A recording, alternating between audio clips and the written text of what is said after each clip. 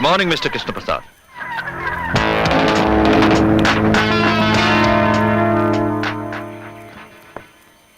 बिना अपॉइंटमेंट के और तुम यहाँ? वक्त कम था इसलिए अचानक आना पड़ा। इस चेकबुक के हर पन्ने पर मैंने दस्तखत कर दिए हैं। रकम आप जितनी चाहे भर सकते हो, लेकिन मेरे बेटे को कानून के शिकंजे से छुड़ाना है, जिसे आपके भाई इंस्पेक्टर ज्वाला प्रसाद ने गिरफ्तार कर लिया है, और यह काम सिर्फ आप ही कर सकते हैं।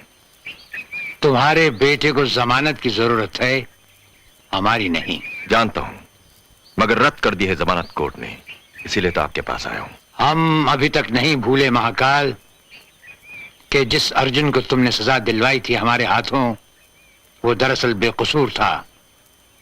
उसकी मां और उसके भाई के खून के बावजूद सजा अर्जुन को मिली, और जाती तहकीकात के बाद जब तक हमें पता चला, हम अर्जुन को सजा दिलवा चुके थे, और अर्जुन की बेगुनाही का सबूत कोई भी नहीं था हमारे पास। और जो सबूत नीलम के पास थे, सो तुम्हारे बेटे ने नीलम का खून करके वो सबूत भी खत्म कर दिए। और अब महाकाल, तुम्हारे बेटे को कानून के लंबे और चौड़े हाथ वो जहां कहीं भी होगा, जैसे भी होगा, खींच लाएंगे। इसका मतलब आप मेरे बेटे को नहीं छुड़ाएंगे? छुड़वाएंगे, जरूर छुड़वाएंगे महाकाल। अफसोस फांसी के फंदे से नहीं, दुनिया और तुम्हारी झंझट से। इस जवाब का मतलब समझते हो कृष्ण प्रसाद? महाकाल से दुश्मनी और अंजाम एक भयानक तूफान।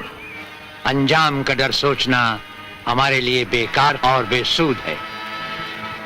रही बात तूफान की महाकाल, तो किश्ती और बादबान तो क्या, हम तो वो भंवर हैं जिसमें समुंदर के समुंदर डूब जाते हैं। कृष्ण प्रसाद, सारा बंबई शहर इस बात का भी गवाह है कि महाकाल जो सोचता है वो कर दिखाता है। अगर आप मेरे बेटे का केस नहीं लड़ेंगे तो आप उसके खिलाफ भी नहीं लड़ेंगे, और अगर आपने ऐसी गलती की तो उसका अंजाम सिर्फ मौत का तांडव होगा। याद रखो कृष्ण प्रसाद, मेरा नाम है महाकाल, काली का पुजारी हूं मैं।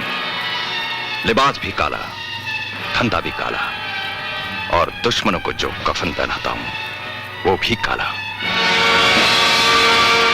काले धंधे वाले, ये अपने काले धन की सफेद चेकबुक तो लेता जा। रुको, एक बात हमारी भी सुनते जाओ काली के पुजारी।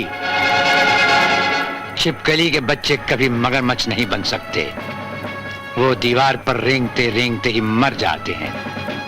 कृष्ण प्रसाद को दुनिया एक कानूनी पंजा कहती है, और वो पंजा एक शेर का है जिस पंजे में कानूनी मुजरिम आकर कुचला जाता है। हमारी राय मानो, अपने बेटे की अर्थी का सामान तैयार रखो, क्योंकि किसी भी वक्त कोर्ट उसे सजाए मौत देगा ही। किसके पंजे से किसकी मौत होगी और किसकी अर्थी उठेगी, इसका फैसला अदालत के फैसले के बाद ही होगा कृष्ण प्रसाद। योर ऑनर, यह सच है कि मेरे मुवक्किल रॉकी वर्मा ने जाली पासपोर्ट बनवाकर हिंदुस्तान से बाहर जाने की कोशिश की, लेकिन इसका मतलब यह हरगिज नहीं है कि इन्होंने नीलम का खून भी किया।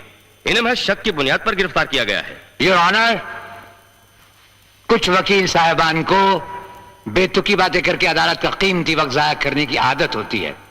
ये बात ना तो अदालत ही को पसंद है और ना हमें। योर ऑनर, मिस नीलम का कत्ल रॉकी वर्मा के हाथों से ही हुआ है। इसका एक मुकम्मल सबूत हमारे पास है, जिसे जाहिर करने के लिए हम अदालत से दरख्वास्त करेंगे कि यहां कुछ देर के लिए अंधेरा कर दिया जाए। ठीक है, इजाजत है।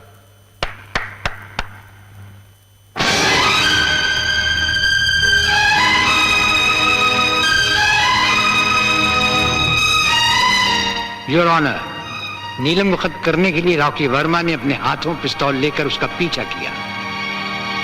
नीलम भागती हुई एक मछलियों की दुकान में घुस गई। जहां उसने अपने ही कैमरे से रॉकी वर्मा की एक फिल्म खींची। नीलम ये सोचकर कि रॉकी वर्मा दूसरी तरफ चला गया है, छुप के बाहर निकली और उसी वक्त बाहर खड़े हुए रॉकी वर्मा ने अपनी पिस्तौल से नीलम के सीने को छलनी कर दिया और वहां से वो सारे सबूत उठवा लिए।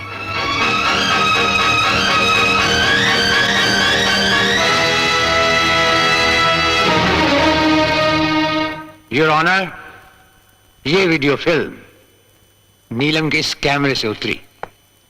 कुदरत का खेल देखिए, मरते वक्त जहां यह कैमरा गिरा वो मुलजिम ने तो नहीं देखा, लेकिन इंस्पेक्टर ज्वाला प्रसाद ने देखा।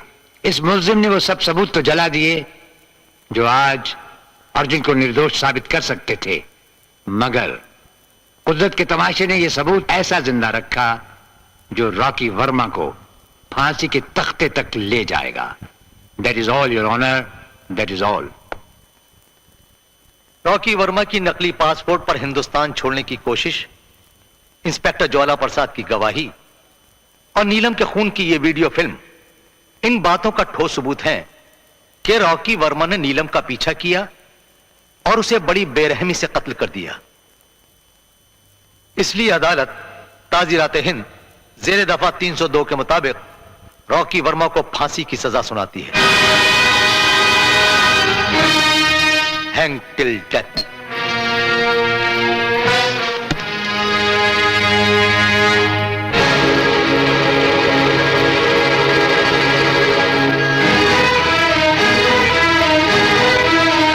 और इस तरह महाकाल का बेटा रॉकी अपने ही कर्मों का फल पाकर एक दिन फांसी पर लटका दिया गया।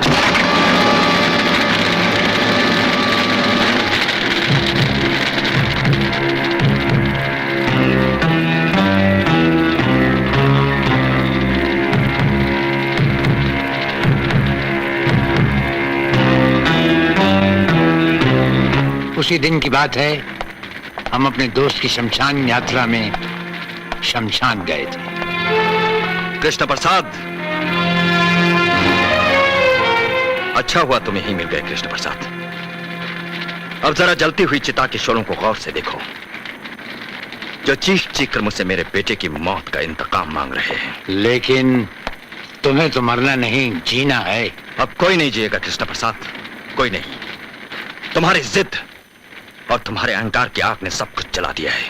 कानून करे भी तो क्या करे, जो दूसरों के खून को पानी समझ के बहाता है वो अपने गंदे कर्मों की आग में इसी तरह जल जाता है। महाकाल, मगर ये चलने वाला कोई और नहीं, महाकाल का इकलौता बेटा था, जो अपनी चिता की लकड़ियों के साथ कई और चिताएं जलाकर जाएगा। गौर से देख, गौर से देख उन 3 चिताओं को मैंने तेरे खानदान के लिए तैयार की है। मैंने कसम खाई है, अपने बेटे की चिता की आग ठंडी होने से पहले तेरे सारे खानदान की चिताएं इसी शमशान घाट में जलवाऊंगा। कृष्ण प्रसाद, यहां से तुम्हारे घर का फासला सिर्फ 30 मिनट का है। 20 मिनट के अंदर अंदर तुम्हारे सारे परिवार की मौत तुम्हारे घर तक पहुंच जाएगी। अगर बचा सकते हो तो बचा कर दिखाओ।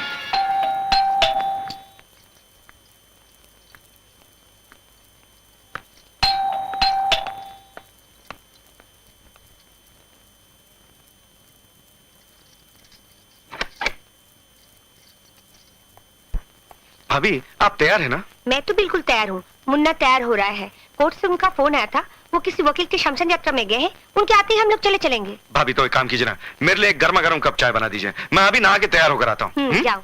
थैंक यू भाभी।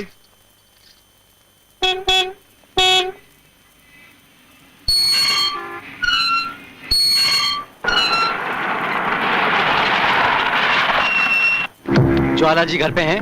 उनसे केस के सिलसिले में अर्जेंट बात करनी है। हाँ हैं, जाइए अंदर।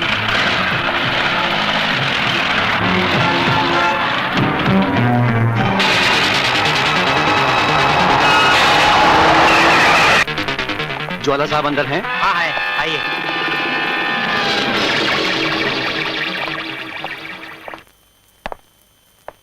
आप लोग यहाँ बैठिए, मैं साहब को बुलाता हूँ।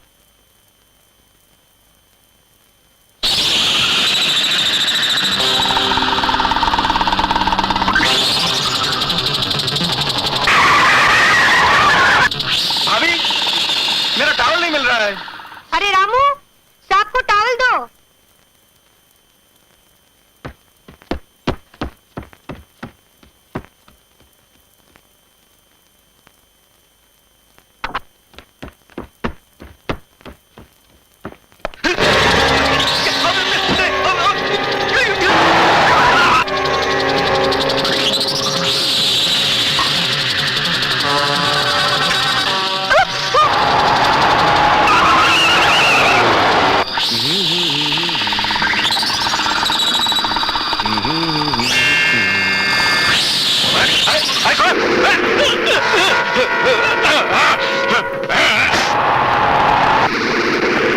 मम्मी, मैं तैयार हूँ, आप लोग नीचे आ जाओ।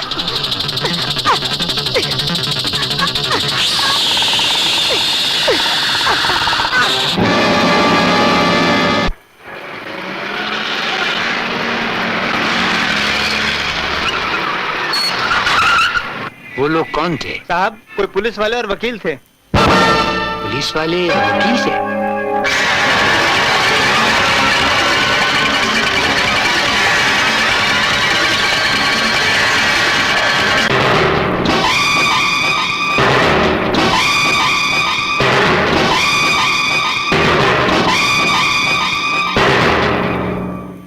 इस तरह हमारे तन मन के टुकड़े हमसे हमेशा के लिए जुदा हो गए। ना हम रो सके और ना ही हम टूट सके। इंतकाम के जलते हुए शोले और उन दरिंदों की मौत का मकसद अपने सीने में लिए हम आज तक जी रहे हैं। और जब उन हथियारों का असली रूप हमारे सामने आया तो तुम्हें दिलवाई हुई सजा हमें हमारा एक भयानक जुर्म लगा।